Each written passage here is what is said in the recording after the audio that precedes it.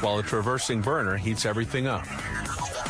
The gas mixture contains liquid forms of silicon, an abundant chemical element found in nature, and germanium, a chemical element similar to tin that's used as a semiconductor in transistors and other electronic devices.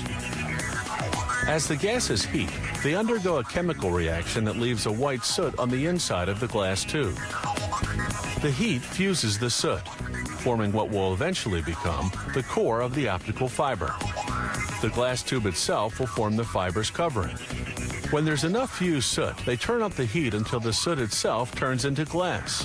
Then they heat the glass tube enough to soften it, and to soften the new glass inside. The intense heat eventually makes the tube collapse on itself to form a solid rod. The internal structure of the optical fiber has been achieved. But it's in the form of a big bulky rod called a preform. So the next step is to thin it out. First, they excise the preform from the uncollapsed section of the glass tube.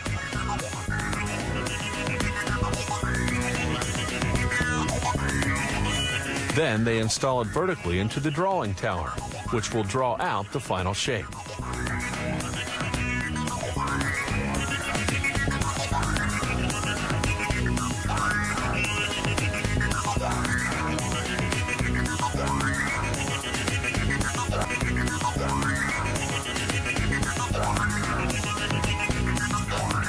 The drawing tower's oven heats one end of the preform to 3,600 degrees.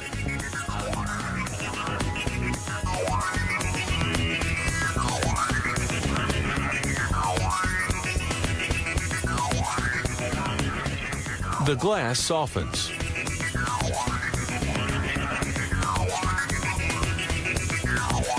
Gravity helps pull it down, like honey dripping from a spoon.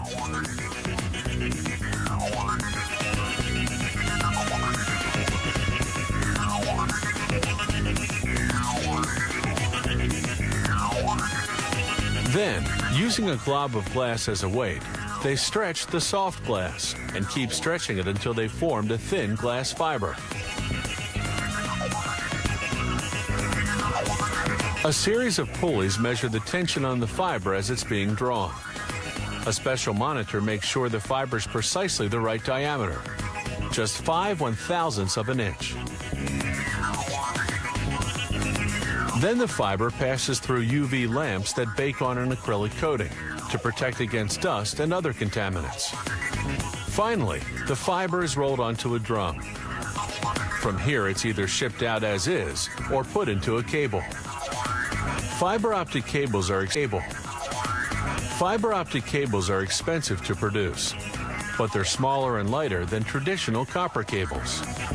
They carry more information and need fewer repeaters to keep the signal from deteriorating.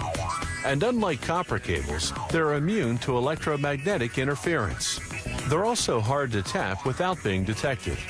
And all this is made possible by a complicated process based on a very simple principle: light traveling through glass.